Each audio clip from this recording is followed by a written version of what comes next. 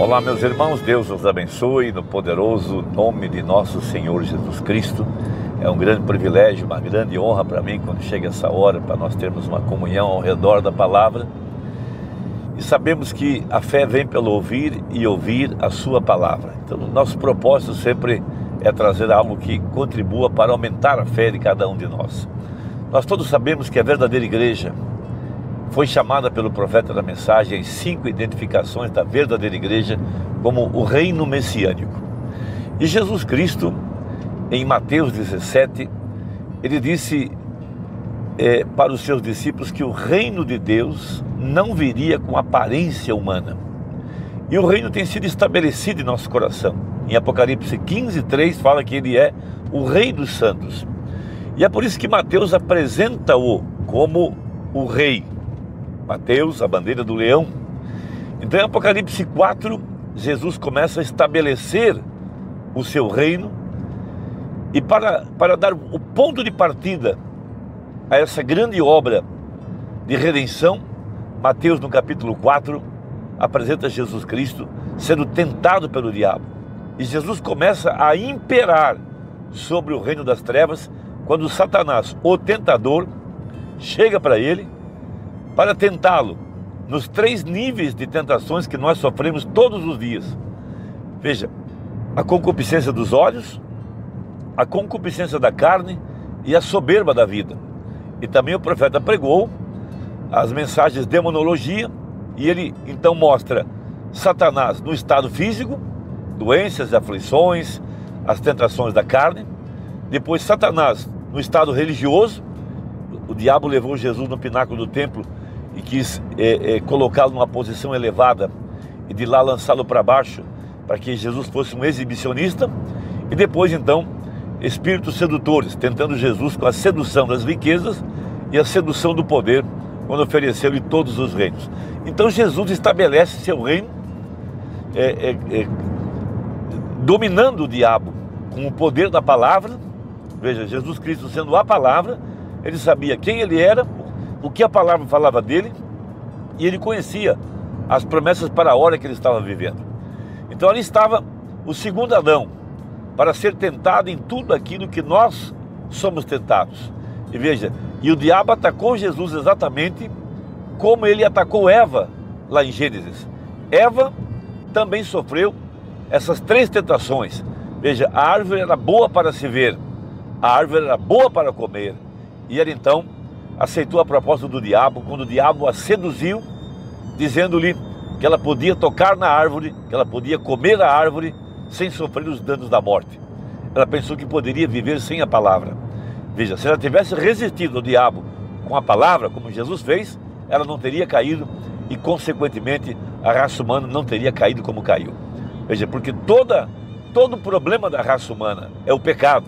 E o que é pecado? Pecado é incredulidade. É a falta de fé na palavra que faz com que o homem não tenha poder para curar. É a falta de fé na palavra que faz com que o homem seja vencido pelas tentações da carne, dos olhos e da soberba da vida. Então Jesus estabelece seu reino, veja, sobre a sua própria carne.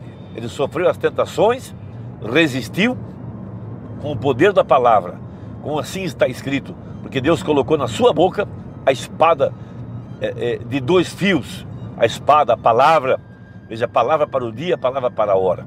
Veja, e ele resistiu às pressões do mundanismo, do secularismo, quando o diabo lhe ofereceu, o diabo quis seduzi-lo com as riquezas, com o poder, com a luxúria, com tudo isso que o mundo pode oferecer.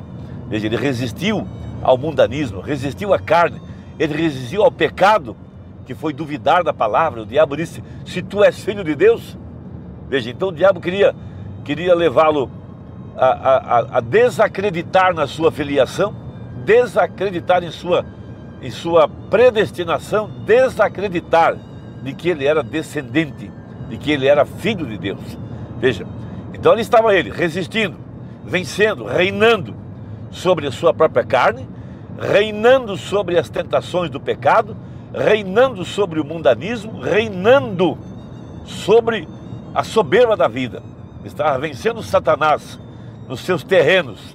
Veja, porque vencer significa reconhecer o diabo em cada uma de suas armadilhas. Então, em cada era, Deus teve uma testemunha. Em cada era, Deus teve um vencedor. E quem é aquele que vence? Aquele que vence é aquele que reconhece que Jesus Cristo, o Filho de Deus, se manifestou em carne humana. Veja, e ele veio para vencer Satanás, veja, e sofrer as tentações como nós sofremos e vencer as armadilhas do diabo com fé na palavra. Foi assim que ele venceu e foi assim que ele mostrou a nós como vencer. Por isso, em Apocalipse, capítulo 3, a última era, a era de Laodiceia, Jesus disse, veja, aquele que vencer como eu venci. Então, se a gente vai lá em Mateus 4 e a gente nota como é que Jesus venceu, e se nós nos humilharmos como ele se humilhou, e operarmos como ele operou, e usarmos as armas que ele utilizou, nós venceremos como Jesus venceu. Veja, ele disse, ao que vencer. Então veja, Satanás se apresentou usando uma interpretação falsa, deslocando a palavra. Veja, no espírito religioso. Essa é uma grande tentação que todos nós sofremos dentro da igreja. Veja, o espírito religioso que é facilmente identificado com o exibicionismo, grandes homens, os fariseus usando franjas e largos filactérios, amando os primeiros lugares nas sinagogas, queriam ser chamados de mestre. Veja, o diabo no estado religioso, o diabo resistindo à verdade da palavra, o diabo amando mais as tradições, as interpretações, veja, fazendo longas orações, depois devorando a casa das viúvas, limpando os seus recursos financeiros. Depois o diabo no estado sedutor, veja, a sedução das riquezas, a sedução do poder, a sedução daquilo que o mundo pode oferecer. E Jesus disse, veja, somente ao Senhor, somente a Ele servirás. Veja, estado físico, Jesus tinha fome. O homem, por causa do pedaço de pão, ele faz qualquer coisa. Então o diabo estava ali, tentando Jesus Cristo a ser o seu próprio provedor. Agora, em Mateus 4, ele então estabelece o reino. Em Mateus 5 agora, ele mostra as leis desse reino, o cidadão do céu. Como é que vive o cidadão do céu? Veja, então ele abre as bem-aventuranças de uma maneira espetacular e majestosa, dizendo, bem-aventurados os humildes de espírito. Esses humildes de espírito, como já falamos aqui em outras ocasiões, são aqueles que primeiro, veja, reconhece a Deus, reconhece a palavra, reconhece sua condição pecaminosa, reconhece que sem Deus não são nada, reconhece que sem Deus estão desamparados, sem Deus estão perdidos, e esses não se estribam em seu próprio entendimento, mas eles se humilham para cada verdade da palavra. Eles sabem que Deus tem as suas vidas nas suas mãos. Veja, sabem que Deus é o doador da vida e que a vida é sagrada, e eles sabem que precisam viver a vida no temor do Senhor. Veja, e ele mostra ali no estabelecimento dessas leis que ele, como rei, como aquele que governa, aquele que controla, aquele que tem direitos de governar, porque ele primeiro ele fez os céus e a terra, ele criou todo o universo. Só isso já lhe daria o direito de reinar. Mas, veja, ele pagou o preço da redenção. Veja, ele comprou ela com seu próprio sangue. E ele desce a terra em Apocalipse 10 com esse título de propriedade. E ele vem a cada um de nós para nos elevar, dar nossa herança. Então em Apocalipse 1, lá diz assim, e nos fez reis e sacerdotes. Nós não subimos essa plataforma, nós não subimos esses degraus por conta própria, foi Ele quem nos fez. E Ele é rei operando através das nossas vidas. E nós então temos o poder para reinar sobre esse mundo invisível, sobre o poder das trevas como Ele reinou, reinar sobre o pecado, que é a incredulidade. Veja, o diabo quis levá-lo a descrer na verdade da palavra, quis levar Jesus a ser seu próprio provedor.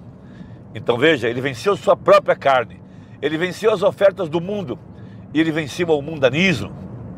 Veja, buscando exaltação, e isso não é uma coisa fácil, mas Ele em nós. Veja, é Ele quem vence. É Ele, Cristo em vós, a esperança da glória, disse Paulo. Já não sou eu que vivo, é Ele que vive em mim. Então ele estabelece suas leis em Mateus 5. Veja, logo em seguida, ele fala, bem-aventurados que choram. Veja, porque a primeira doutrina que Jesus mandou os apóstolos pregarem era para pregar o arrependimento. O que falta hoje para o cristianismo são as lágrimas, é o choro, é aquele altar cheio de lágrimas. Veja, é uma sujeira, eu sei, mas quando você recebe a ação do Espírito Santo dentro da sua alma, veja, essa tristeza provocada pelo Espírito Santo, veja, que reconhece o pecado, que reconhece que sem Deus nós estamos perdidos, sem Deus nós estamos desamparados. Quando você não se conforma com a sua natureza pecaminosa, você está cansado de pecar, você está cansado desse seu temperamento violento, desses pensamentos ordinários, desses pensamentos imorais, imundos, essa imundícia carnal, e você não quer mais isso, você quer uma vida santa, você quer o domínio sobre o pecado, o domínio sobre o mundanismo, você não quer ser um escravo do diabo, você quer pisar na cabeça da serpente. Então vem o lamento. Veja, por isso nós temos na Bíblia o livro de Lamentações, é quando Jeremias se lamenta pelo tempo da era dourada de Israel, quando eles tinham poder e domínio sobre todos os inimigos, quando Deus era o centro das suas vidas, quando todo o povo estava girando ao redor do santuário, nas 7 festas anuais estabelecidas por Deus, quando eles prosperavam, quando Deus abençoava as suas lavouras, abençoava a sua colheita, quando eles tinham vitória sobre os inimigos, quando eles prosperavam. Logo, eles abandonaram a palavra, veja, se tornaram idólatras, veja, o pecado entrou e Nabucodonosor entra e escraviza a nação. Então lá no cativeiro, Jeremias, ele se lamenta do povo ter abandonado a palavra, lamenta do pecado, lamenta da idolatria, lamenta da pobreza, da fraqueza, da escravidão. Então quando nós podemos ter esse dia de lamento nas nossas vidas, claro que depois que você recebe esse arrependimento, você desce as águas para serem batizados, mas mesmo assim você continuará tendo, cada dia, esse lamento no final do dia, quando você faz um exame introspectivo da vida que você levou naquele dia. Por que você foi tão temperamental? Por que disse uma palavra tão dura? Por que sofreu tais tentações? Por que você não se sujeitou à vontade de Deus e você tem essa lamentação e oração? Mas a Bíblia fala, se confessarmos os nossos pecados, Ele é fiel e justo para nos perdoar os pecados e nos perdoar de toda injustiça. Então veja, o rei está estabelecendo o seu reino aqui em nossos corações. Ele é rei dos santos. Veja, e nós estamos aqui para nos submeter à vontade desse grande rei, Senhor Jesus Cristo, que desceu à terra para estabelecer seu reino em nosso coração. Ele não é o rei desse Brasil, nem da nossa cidade, mas ele já reina sobre os santos. A sua igreja já tem coroado ele como rei em seu coração. Então, meu irmão e minha irmã, veja, esse seu espírito humilde e quebrantado te levará a um lamento, te levará à confissão de seus pecados, porque somente quando o homem reconhece que seus problemas, tudo que está acontecendo com ele é por causa de ter quebrado a comunhão, então veja, esse lamento levará a um riso, porque depois de ser perdoado, veja, então você encontra paz. Depois de ser perdoado é quando você ri de felicidade, porque você alcançou a comunhão.